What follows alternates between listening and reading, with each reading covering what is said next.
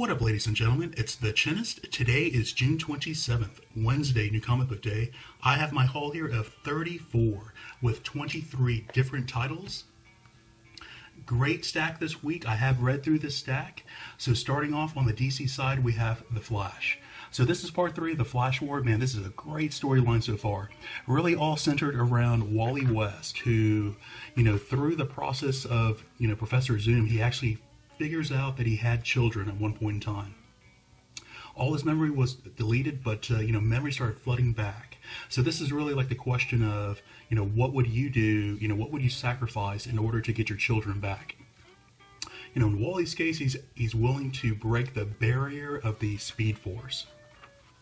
Pretty cool, storyline here. They're starting to introduce like a couple other factors around the Speed Force. So you have the Justice League kind of, coming in, trying to stop Wally West and the Flash are kind of, going around the Earth, multiple times, like, within a few minutes. What's really cool about this is, the Flash, or, multiple Flashes have raced Superman, along the years. So Superman actually tries to catch up to the Flashes. Hilarious, man, because he's over here like trying to catch up to them. He's like, hey, Flash, wait, stop. Man, they don't even notice Superman, dude. Like, it's like a feeble attempt to try to catch up to the Flash. There's like no way Superman could ever match her speed. Hilarious, man. So he just comes back all winded, just like defeated.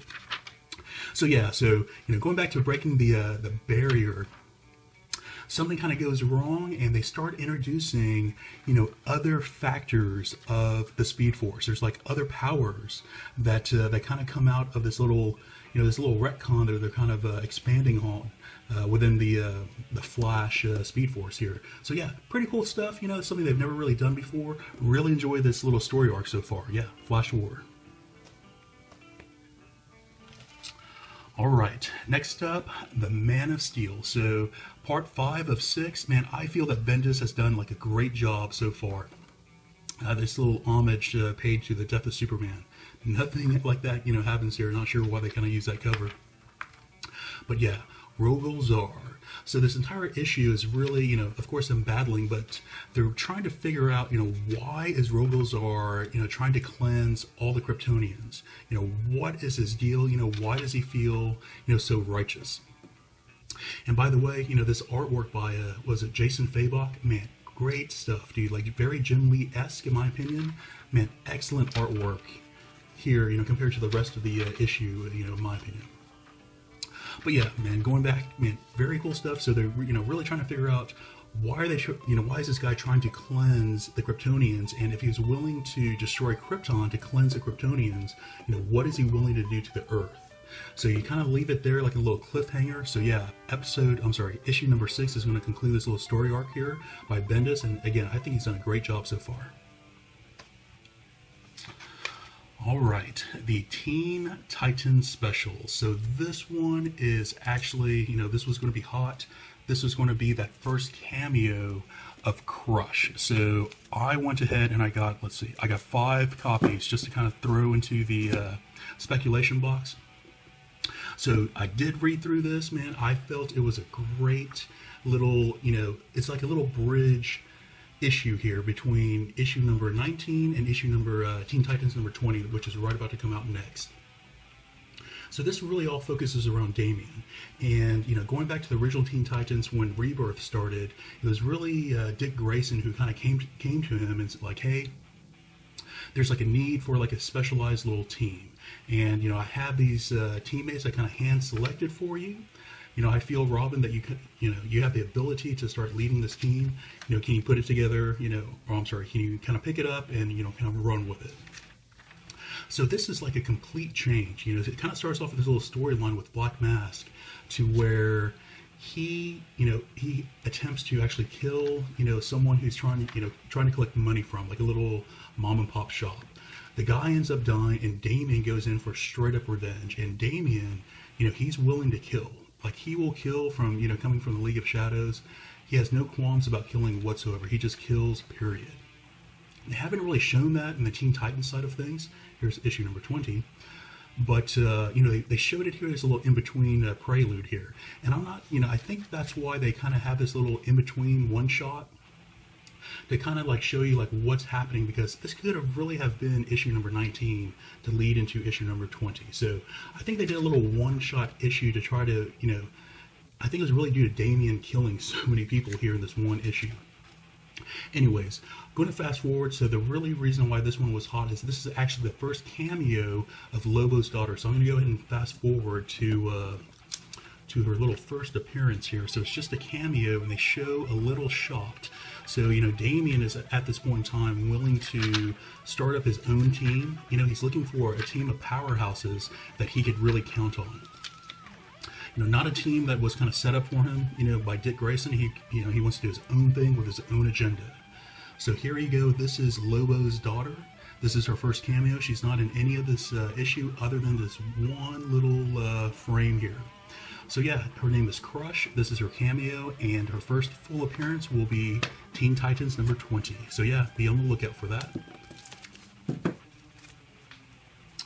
Next up from DC, we have The Terrifics. So this is one to where I was not really, I was going to pick up a number 1 just to have a number 1, but I did not expect this one to be so good. So this is, in my opinion, just a straight up ripoff of the Fantastic Four, in my opinion. So I really enjoyed this little 4-panel layout, man. It's like another FU to the Fantastic Four, in my opinion. But, I really like Phantom Girl. I like her, the degree of sarcasm that she has, I think is pretty funny. Kind of keeps me interested here in the team. But yeah, so really enjoy this this issue. They have this issue to where, they have this this problem that they're trying to get through, to where, if they separate more than 1 mile away, these 4 individuals, they all explode. So Mr. Terrific's trying to figure out how to get around that. In between they go off in this little one-off mission. Come to find out, everything gets metamorphized, all the dogs, all the people around the city. Come to find out, there is some sort of metamorpho god. So this guy, I think this is the first appearance. I don't think I've never seen this guy before, but Algon, the Ancient Elemental Man. So yeah, I think this is a first appearance. So yeah, if y'all are into the first appearance side of things, check it out, especially if you like Metamorpho.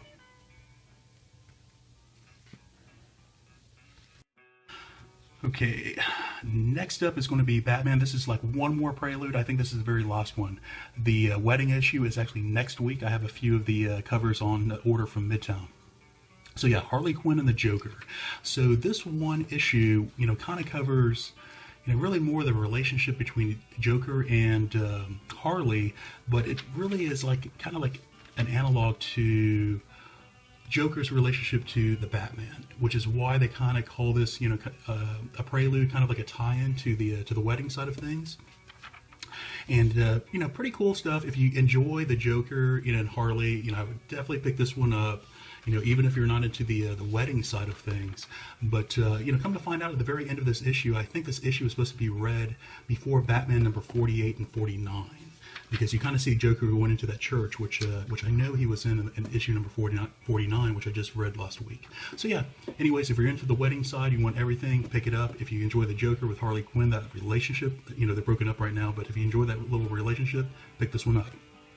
Okay, moving on to Marvel. So we have Thor. So this is the rebooted Thor. This is issue number 2. I was lucky to pick up. So this is the variant incentive. This is the Mike Deodato cover, which I really enjoy this one, man. If you look close, it's kind of like the old school, the dotted newspaper print. So yeah, I thought it was a pretty cool cover here. So yeah, pick this one up. LCS always does it at cover price, so always happy to pick those up. So yeah, issue number 2, man. So Jason, So Jason Aaron, great storyteller. Unfortunately, I was not picking up all the Thor, so I really don't know all the characters of Thor. This is the first time I've ever picked up an ongoing series. I've read through a couple trades, but I really don't know all the backstory to a lot of the characters they really started bringing into this issue number 2. So, apparently there's just tons of, various gods, Asgardians that, old Thor friends who are just kind of gathering in order to go on to a little battle here. So yeah, pretty cool stuff. I'm still trying to get acclimated to the artwork, man. I'm still not totally into it, but yeah, storyline's pretty good so far. So yeah, Thor. Okay, next up from Marvel, we have Old Man Hawkeye. So, another one which I did not, picked up at number 1, did not think I would enjoy it. Thoroughly enjoyed it, man. So this one has a pretty cool cameo, so to speak, of Kate Bishop, who, I guess you could, with a gray hair, maybe you could call her Old Lady Hawkeye. I forgot what she called herself. I think he called her Kate, and she's like, "Oh, I don't go by that anymore." So I forgot like what she goes by now, but pretty cool stuff. It's them two fighting against some of the symbiotes in the future. So really enjoy this one, Old Man Hawkeye. Okay, next up from Marvel we have the Sentry. So Sentry is like straight up like a Superman ripoff that Marvel did like years ago. I think in the Silver Age, if I recall that correctly. But this dude is like super powerful. He's like he's exactly Superman, maybe like a little bit stronger. He was able to hold like universes apart. He like has no limit to his power. On a couple of storylines that are out there. So really enjoyed it. Just like the Silver Age, they kind of copied the Superman family and like the Shazam family. So he had like a little boy wonder. He had like a little they had a dog and his like his mistress, so to speak. But they kind of bring the family back into it. They kind of talk about some of the history, but not really all of it. So if you don't know everything about the Sentry, this was this one kind of you're kind of thrown into this little storyline here, in my opinion. But it kind of picked up where he was left off at the end of Secret Wars, I believe, is where Doctor Strange kind of arranged to where he has like X amount of time to go into like this realm that kind of like resets every day, and the only reason why he's doing that is either he needs to do that, or they're going to kill him because he has the void that's inside of him that could be released out to kill the world. So yeah, the Sentry. Good enough to pick up a number 2 in my opinion, but I want to look through that cautiously. Okay, one of the Hunt for Wolverines. This is Mystery and Madripoor. So some of these little one-offs, for the Hunt for Wolverine, some of them were good. This issue number 1, in my opinion, was pretty decent as the women kind of start reminiscing, what Logan means to them. But at the end of number 1, they kind of get into like this little adventure, and like this adventure is like totally like throwaway in my opinion. I'm actually going to cancel this little one shot here. I'm sorry, the mini series. I think these are all 4 issues if I recall that one correctly. But yeah, did not really enjoy this one whatsoever. Okay, did enjoy this one. This one was X-Men Blue. So this one kind of continues that storyline of Jimmy Hudson, one of the Wolverine's sons, and like another, I think he came from an alternate universe, if I recall that one correctly. But this one kind of carries on the storyline of the poisons, when, the symbiote, I guess you could say the infected symbiote kind of merged with him, and he still has that symbiote like in him. So I think this is kind of deal to where it affects him, like, going forward, just so there's not so many Wolverines kind of running around to make him, a little bit different. So I think this, that symbiote is going to be actually stay with him, or the poison is going to stay with him going forward, just from what I'm kind of like reading through here. But yeah, pretty cool battle between, the poison and Dakin. So yeah, pretty cool stuff, pretty decent fight between the two. Yeah, enjoy X-Men, all the X-Men titles right now. So they're actually canceling all the X-Men Blue, Gold, Red, and I think they're going to start the Uncanny X-Men, one more time. So yeah, pretty cool stuff. Okay, next up, pure speculation buy. Do not read this one title, Moon Girl and Devil Dinosaur. So picked up 3 copies of this one. This was actually the first appearance of Princess Fisk, which is the daughter of Kingpin. So yeah, I think she's gonna, probably, someone who's gonna be a little bit, popular going forward. So yeah, straight up speculation buy. Picked up 3 of them.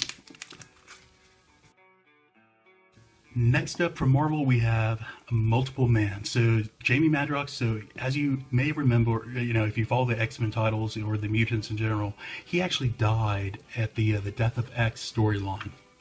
He contracted the virus, and the Jamie Prime, the original, Multiple Man, he actually died. So what you find here is, they kind of explain this was another, duplicate of the Prime. You have duplicates of duplicates of duplicates, but this is actually like, directly related to Jamie, a one-off duplicate. He was locked away in this, this little airtight chamber which is why he did not, contract the virus, back then, and he's totally cut off from the Prime. But it didn't matter in this case. I guess he was like running experiments or something, to where this guy's like a little bit different. So, I picked this one up just to have a number one, but this was like yet another like surprise, man. This guy, the humor that's kind of throughout this one issue, I thought was great. The humor alone is going to carry me into subscription to pick up that number two on. This was just a miniseries. I think this was a 6-issue miniseries. But pretty good stuff, in my opinion. Here at the very end, you kind of see there's like... kind of like the Reed Richards Hickman run, to where there's multiple Jamie Madroxes, like each one kind of like a different reality, so I thought that was pretty cool. I love like the parallel universe type of storyline. So between the parallel universe and the humor that this one carried, definitely picking up number two, subscribing to this little mini-series. So yeah, Multiple Man. Okay, Venom. So Donny Cates, completely on fire, man. I love that guy. Apparently everyone else fell in love with him as well. So another speculation buy. I picked up two more, but I am reading this one on a regular basis. So I really enjoyed how they kind of retconned, the symbiotes to where, they came to Earth, far before Peter Parker ever kind of brought them here. Along that way, you also have this ancient, like, god. So they introduced this god of the symbiotes, and I guess a cameo, so to speak, in that Venom number 2, and you find out, like, he's a huge dragon, and that dragon just looked phenomenal, dude. I thought that dragon looked awesome. So here's like a pretty good, the best full page that you had of the dragon. But come to find out, this dragon was actually just the symbiote outside, and you have this guy on the inside. So it's a straight up full appearance of this one guy, which is why I picked up a couple more copies.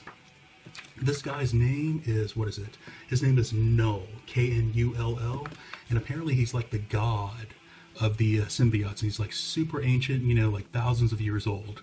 I'm sorry, billions of years old. So yeah, pretty cool character in my opinion. So I picked up two more, as he may be a more key villain going forward. So yeah, Venom, number 3. Moving into Image, we have The Realm. So love this title so far. Very, very similar to The Walking Dead. So I don't really care about that. I love The Walking Dead, but this storyline, in my opinion, stands on its own. You have the kind of mix of like Middle Earth and Earth kind of mixed together. So you have orcs, magics going on, great stuff. So you have this guy Johnny, one of the main evil bad guys here, and he is, man, this was a pretty good episode, pretty good issue. He is completely put in his place by this one lady. What is her name? I think her name is Mira. Man, she completely puts him in his place. She just takes out like his number one henchman. No problem, man. It's hilarious, man. Great stuff. So yeah, then we kind of focus on the main character. What is his name? Will. Focus on his group who's traveling. They kind of ran into a few orcs already. They got their group's kind of split in half. Some of them kind of died along the way. Great stuff, man. A lot of good adventure, a lot of good dialogue in here. Man, I was kind of surprised how much I actually enjoyed this overall title so far. So yeah, just issue number 7. I really feel this is like a good storyline to kind of read and trade, in my opinion. So if you're not picking up the individual floppies, I highly suggest you go pick up that first volume that came out. Okay, next one up is actually the last one for Kill or Be Killed, man. Completely disappointed with that, man. I loved this title. So I picked up the Virgin cover. I think this is cover B. But man, really love this title. Ed Brubaker did a great job on this title overall. Really surprised, that they ended it. I thought this was going to be like a long ongoing series. It really could have been. I'm not, not really sure why they ended it. I'm not sure if he got tired of the series, got tired of writing for it, or not really sure what the background there is. If y'all know, please comment down below. Man, they could have done a lot more with this title. Hopefully they go on to like another series. But the way they kind of, leave this, is kind of like left up to the reader's, perspective, to the, to the reader's imagination, to where, Was a demon really real, or was it all in this guy's, mind? What did he just, was this guy just crazy? Did he just, see that in his mind? He definitely killed all those people. He was definitely a vigilante. Was it real? Was it not? They kind of talk about the narration and, who the narrator was. Was a narrator alive or dead? Very, very intriguing, really leaves you kind of wondering, what is going on. But, they show the demon one more time at the very end of this issue. I won't show that, but I really wish they would have, explored more about the demon, like who that guy was, man, this really ended prematurely, in my opinion. It could have gone so many places, but yeah, Kill or Be Killed, great title. All right, moving on to Aftershock, we have Brothers Dracul. Love this the storyline that Cullen Bunn has kind of building up here, using the overall vampire mythos and kind of like, twisting it just a little bit. Creating this great storyline overall. I really enjoy the vampires, man. I love the coloring, the artwork of the vampires overall, but man, I really enjoy the coloring, how they represent the vampires here in this one title. So yeah, a lot of good vampire ass kicking here, this one issue. So yeah, really enjoy this one, Brothers Dracul. All right, another one up from Aftershock, Pestilence, A Story of Satan. So Pestilence, completely moved away from that zombie storyline. This one's totally different, more of like a demon, maybe the Antichrist himself. I guess we'll, figure that out a little bit more. Oh, that's right. This one was really risque, man. There's like a lot. So this one moved away from the demons. I'm sorry, from the zombies. Moved more into like a demon type of realm. A lot more darker, a lot more adult-oriented, a lot more sex that's going around here in this one issue. So yeah, really enjoyed it. Really enjoyed that first title. The first story arc, that the first volume that occurred in Pestilence. This second one, very, very good. Different, but very good in its own right. All right, just one from Dark Horse. This is Harrow County, another one by Cullen Bunn. This is the very final issue, issue number 32. This completes this entire run here of Harrow County. I picked this one up. I'm reading this one in trade. I'm going through and picking up the floppies. I picked this one up just to have the final issue. The final issues are normally harder to find and a little bit more valuable going forward. So yeah, issue number 32. Okay, Malefic. So this was like another surprise to me. This issue number 8 actually concluded this one title. So this is yet another one that, oh man, enjoy this one, superbly. The artwork, the black and white artwork, I felt really truly went with this, this horror storyline, this really, dark, twisted type of, a lot of twists kind of occur here in these storylines. All the patients that they introduced, because there's so many patients at this mental asylum, this ongoing series could have gone on and on and on. They could have really introduced a lot of, dark, twisted type of people. Not really sure why they just did like a little mini series. Hopefully they kind of pick this one up and continue going forward like in another volume. But overall, really enjoyed this title. If you're looking for good horror stuff, definitely pick this one up in trade. Like for sure, like 100% pick it up. Okay, this was one that was not on my radar whatsoever. This is by Storm King publisher. Never heard of them ever, but John Carpenter kind of caught my eye. Tales of Science Fiction. This one was called The Standoff. This was a miniseries, part 1 of 5. This was pretty cool. So, I guess overall you have this maximum security prison.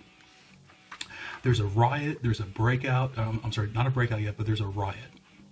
Complete standoff. You have, the feds are getting involved. They have all the SWAT teams who are, coming in. There's hostages who are caught in between. And throughout all of this, quite a bit of action that's kind of going on. A lot of killing going on. Very graphic. With all of this, you have an alien spaceship crash land, like right there, right by the prison, just like, 1,000,000 to 1 odds. And so it's, between this little standoff you have a little alien invasion, and this, they're like insects, but kind of like a little zombie feel kind of going on after the insects kind of bite the humans.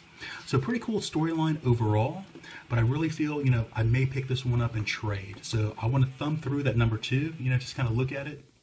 But another surprising good storyline here. Yeah, Tales of Science Fiction, The Standoff. Okay, this one's from Titan Comics, The Prisoner. So yet another surprise to me. This was issue number 3, and this is 3 of 4. There's only going to be 4 issues here. Way too short. This is yet another one. They could have done a lot more. Pretty good so far, but compared to the TV show, this was just not. I don't know. I'll read through that number 4. I'll see how good that one is, but and overall, they could have done a lot more with this one. Yet again, like a lot of titles just did not reach their full potential. Just getting cut off a little bit too prematurely. But yeah, if you enjoy the TV show, check this one out, The Prisoner. If not, skip it. Okay, getting into Valiant, we have Harbinger Wars 2. Man, so was waiting for this one, for a couple years now. Man, I love that first original Harbinger Wars, that entire saga when Valiant kind of rebooted back in 2012, 2013-ish. Man, that entire storyline they did, man, all the way through, the continuity they put together between, merging all their main characters together. Great stuff. This one did not disappoint, whatsoever. Love the artwork as well. This one frame here, man, it's like a complete portrait, man. Just great stuff. So excellent artwork. Here you actually have all the good guys having their big skirmish together. So you have Ninjak, you have Exo Manowar getting in there. Excellent battle. Of course, it's not to the death by any means, but good battle nonetheless. Peter Stanchek, the most powerful Psyot that's out there, like mutants. Great stuff. So yeah, Harbinger Wars 2, man, really looking forward to completing this one title here. Okay, last up from Valiant, we have Exo Manowar. Of course, he's in the crossover here. This one, because he's actually in the crossover, they went back and they're kind of doing a different timeline here to where this is actually his origin story. So this is before he ever even touched the armor. This is him, kind of going through what he went through with his family. Enjoyed it. If you really get into Exo Manowar, you're always looking for that additional, character development, that character background to kind of build up value in the character. So yeah, enjoyed this little backstory they did here. So guys, that's going to be it for this week's brand new haul. Should you enjoy what you see here, please like and subscribe. We'll see you next week.